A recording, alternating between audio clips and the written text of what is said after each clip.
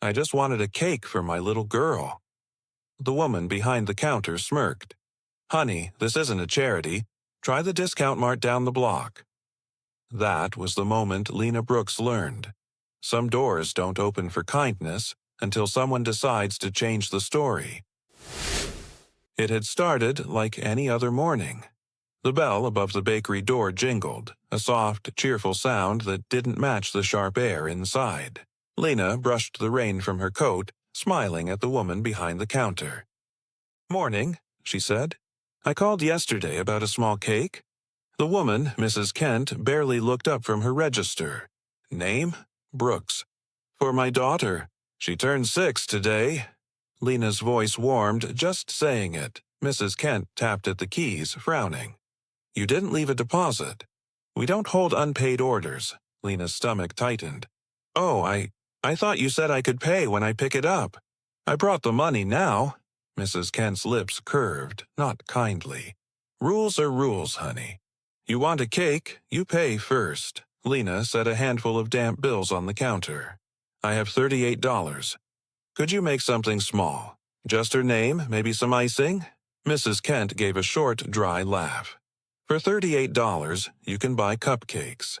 From the shelf. Not custom work." A couple nearby turned to watch. Lena could feel their eyes like heat on her skin. "I understand," she whispered. "It's just, she's been through a lot this year. I wanted to make her feel special." Mrs. Kent crossed her arms. "Well, so have we all," Lena nodded, cheeks burning. She turned toward the display case. 6 cupcakes. Pink frosting. They looked cheerful. "Almost enough. I'll take those," she said quietly. As she reached into her pocket, the bell jingled again. A man stepped in. Tall, polished shoes, dark coat, phone in hand. Ethan Cole. The kind of man people made space for without realizing why.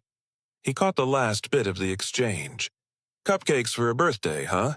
he said lightly, looking at the little box on the counter. Mrs. Kent rolled her eyes. She wanted a custom cake on a discount. Lena's head bowed, mortified. "It's fine," she murmured.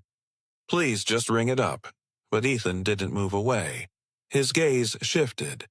From the tired woman to the frayed umbrella leaning against the wall, to the small paper bag she'd brought with her, now damp at the edges.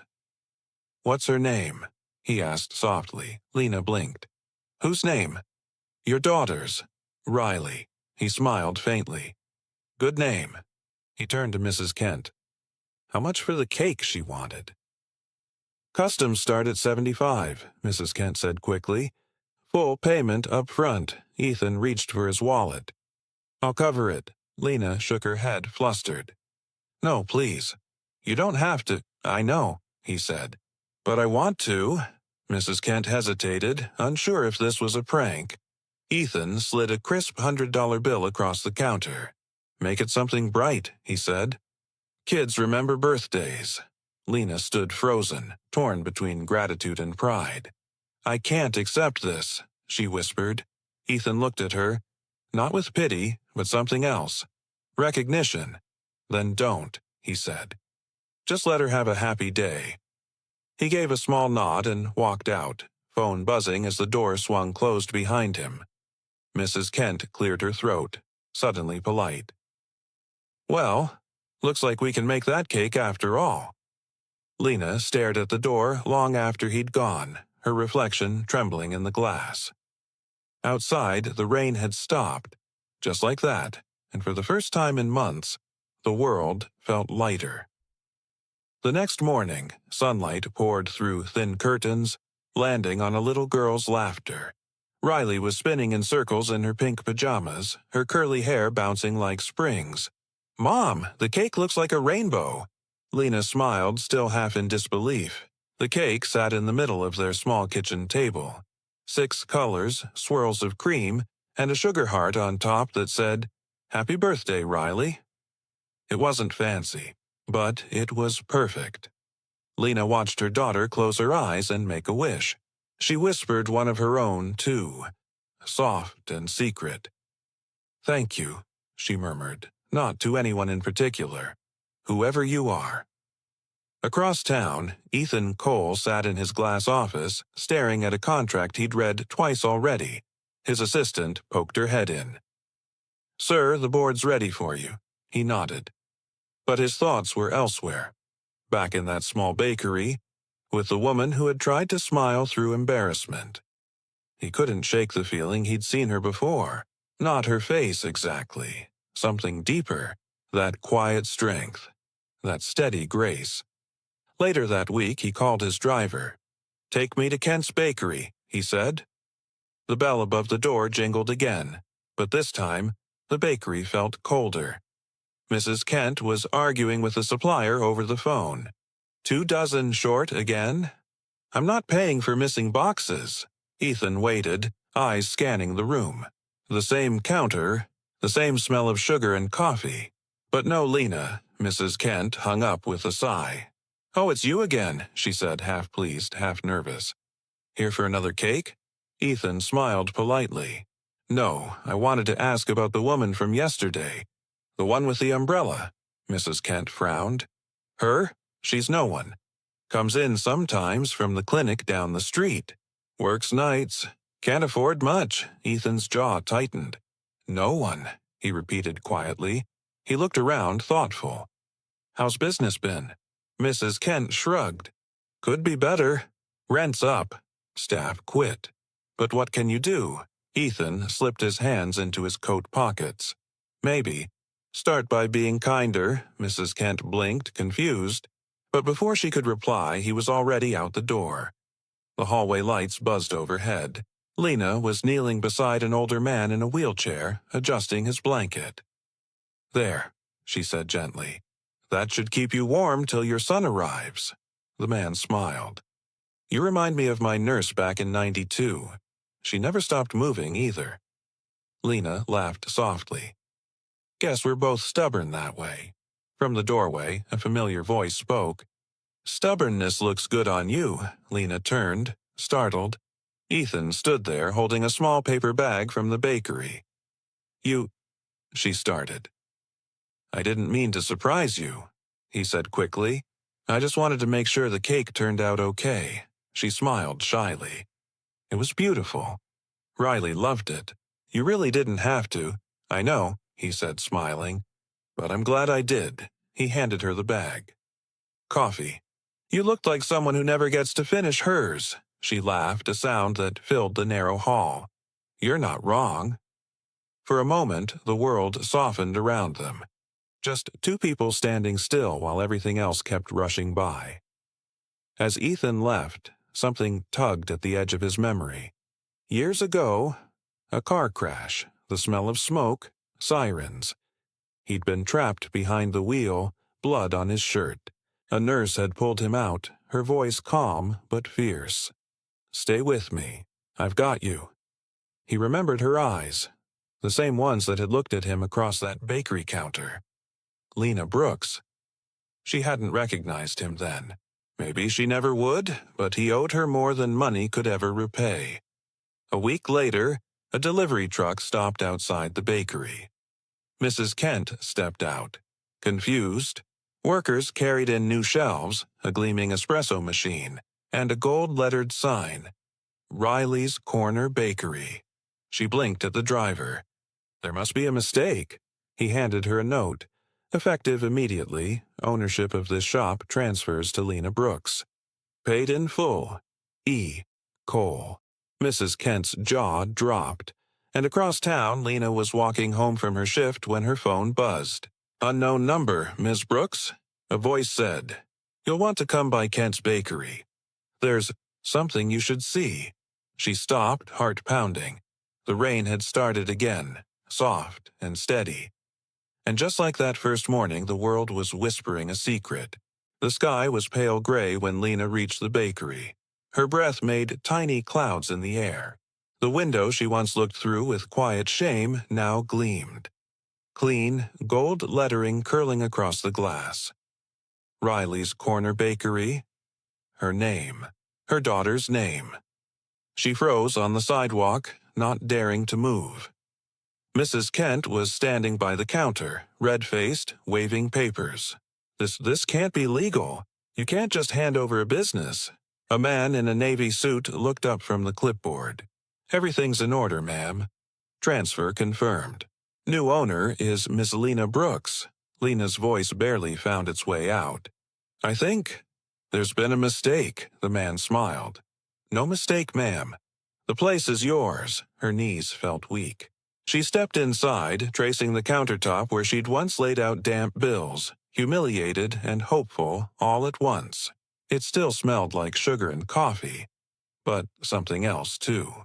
A beginning, the bell jingled behind her. Ethan stood there, calm as morning light, hands in his coat pockets.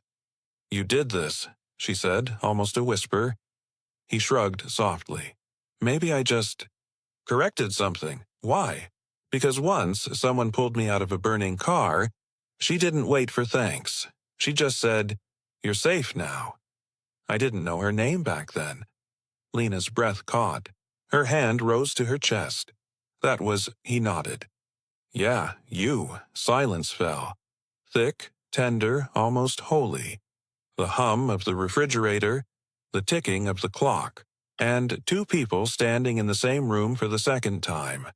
Both remembering, both changed. I didn't even recognize you, she said. That's all right, he said with a small smile. You had more important things on your mind that night. She laughed softly, eyes bright with tears. You didn't have to do this. I can't take it. You already earned it, he said simply. This isn't charity, Lena. It's gratitude. Outside, the rain began to fade. A single beam of sunlight cut through the clouds, landing on the bakery window. Right across the word Riley. Inside, something in her heart loosened. That night, Lena stayed long after everyone left. She walked the empty shop, fingertips brushing new counters, warm wood, shining glass. Every sound echoed like music, the creak of a floorboard, the faint buzz of lights. She found a note taped to the office door. In neat handwriting, dreams don't die. They just wait for the right hands to hold them again. Easy. She sat in the middle of the bakery floor and cried. Not from sadness, but from the weight of kindness too heavy to carry alone. When she finally went home, Riley was asleep on the couch, crayons still scattered across the rug. Lena tucked a blanket around her, brushed a curl from her cheek, and whispered, Tomorrow, baby. I've got something to show you tomorrow. Morning came with the smell of cinnamon and sunlight. The new sign gleamed like a promise. Neighbors stopped to stare, whisper, point. Wasn't this place closed last week? Did she buy it? Good for her. She deserves it. Inside, Riley stood on a stool, carefully lining up cupcakes on a tray. Her hands were sticky, her smile pure joy. Can we make the frosting blue today? She asked. Lena grinned. We can make it any color you want. At the door, Ethan watched for a moment before quietly stepping away. He didn't need thanks. He didn't need to be remembered. He just needed to know that a woman who once gave him life was finally living hers fully. As he walked down the street, he heard Riley's laughter float out the open window, light and endless, like bells in summer air, and maybe, just maybe, that was the sound of grace coming full circle. Lena woke up before dawn. The city outside was still sleeping. Just a few cars, a soft hum in the distance, and the smell of fresh bread from her own ovens. The bakery was alive. Warm light spilled across polished counters. The scent of vanilla and coffee filled every corner, and on the chalkboard by the door, in Riley's careful handwriting, it read, Be kind. It tastes better. Lena smiled every time she saw it. Business grew fast. Not because she advertised, but because people could feel the difference. She remembered every name, every story, every small kindness. A mechanic who lost his job? Free loaf of bread. A young mother counting coins? Cupcake on the house? A delivery driver in the rain? Fresh coffee waiting. The bakery had become more than a shop. It was a small light in a world that often felt gray. But one morning, A newspaper headline stopped her cold. Local investor Ethan Cole to step down as CEO. She read it twice, heart thudding. He hadn't told her. She called his office, but his assistant said he'd left town. No word on when he'll be back, she said. Lena hung up, uneasy. He had given her everything, then vanished. That night she stood alone in the bakery, the lights dim, the rain whispering against the windows. Her reflection stared back. Older, stronger, but still searching. She whispered, "Where did you go?" Weeks passed. The bakery thrived, yet something was missing. Not the success, but the reason behind it. One afternoon, as she packed boxes of cookies for a children's shelter, Riley tugged her sleeve. "Mom, can we send one to Mr. Ethan too?" Lena smiled faintly. "If only we knew where he was," Riley frowned. "Then maybe he's waiting for us to find him." That night, Lena stayed late again, sorting invoices, humming softly. She nearly missed the envelope slipped under the door. No name, no address, just her own handwriting on the front, the one she used when labeling cake boxes. Inside was a note. "Sometimes we have to disappear to see what we've built stand on its own. You've done that, Lena. I don't belong in glass towers anymore. You taught me that. Keep the ovens warm. Maybe one day I'll stop by for a slice. E." Tears welled up before she could stop them. She pressed the note to her chest and whispered, "You'll always have a slice waiting." Years slipped by like pages turning. The bakery grew into 2, then 3. Riley learned to bake, just like her mom, and talk to people with that same calm warmth. Every morning, Lena lit the open sign herself. She liked that moment best, the quiet before laughter filled the room. And sometimes, she'd glance at the door, half expecting the bell to ring and see Ethan standing there, rain on his coat, that same small smile. But even when he didn't come, she still felt him, in every act of kindness that started here and spread outward, unseen but alive. One spring evening, as the sky turned gold, Lena closed up shop and stepped outside. Across the street, a man was buying flowers, gray hair now, familiar posture. He turned, their eyes met. He smiled, the same way he did that first day. No words, no grand gestures, just understanding, the kind that doesn't fade. He lifted his coffee cup in greeting. She lifted hers in return, and as the sun sank behind the buildings, the light spilling over Riley's corner bakery made the windows glow. Soft, golden, endless. Maybe stories like this don't end with fireworks or music. Maybe they end quietly, with 2 lives that found each other, changed each other, and went on shining, long after the rain stopped falling. The bell above the bakery door chimed, soft and familiar. Riley looked up from behind the counter. Grown now, her hands dusted with flour, her eyes bright like her mother's once were. The man who entered wore a brown coat, rain on his shoulders, a calm smile that time hadn't taken away. "Morning," he said gently. Riley grinned. "You just missed the rush. What can I get you?" He glanced around, breathing in the scent of sugar and warmth. "Just a coffee, black, and maybe one of those lemon tarts." Riley boxed the pastry with practiced care. "That's my mom's recipe. Still the best seller. She around?" he asked. Riley nodded toward the back. "Yeah, give me a sec." She disappeared behind the curtain, calling, "Mom, there's someone asking for you." Lena stepped out, wiping her hands on a towel. The sight stopped her cold. Ethan stood by the counter.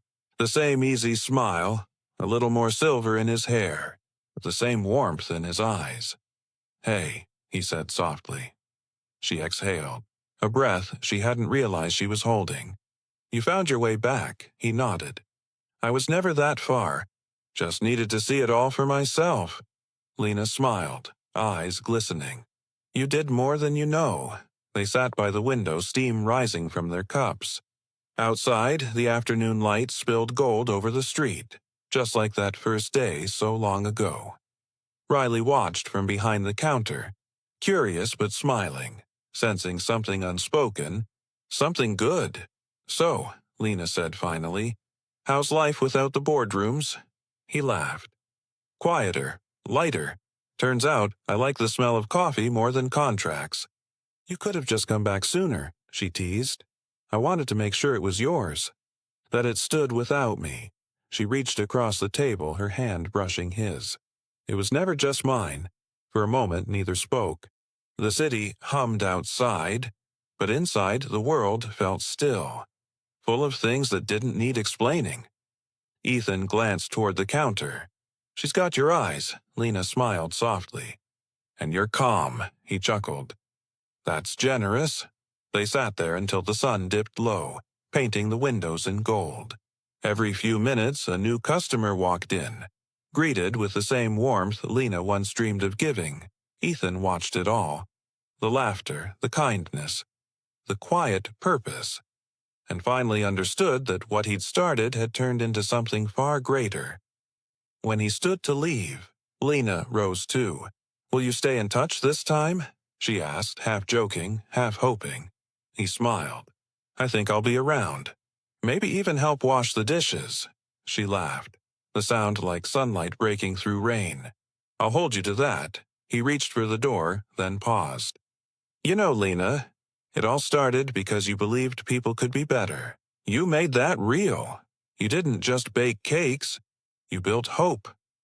Her throat tightened. "You did too." He nodded once quietly. "We did." And then he was gone, stepping into the fading light, his figure reflected in the golden glass that bore the name Riley's Corner Bakery. Lena watched until the street emptied, until all that was left was the hum of the ovens and her daughter's laughter drifting through the doorway. She whispered, almost to herself, "Some kindnesses never end. They just keep finding new hands." Outside, the first drops of rain began to fall again. Soft, steady, familiar. But inside, the light stayed warm. And if you ever walked past that bakery on a quiet evening, you might still hear it, the gentle ring of a doorbell, a voice saying, "Welcome in," and the echo of a story that started with rain and ended with home.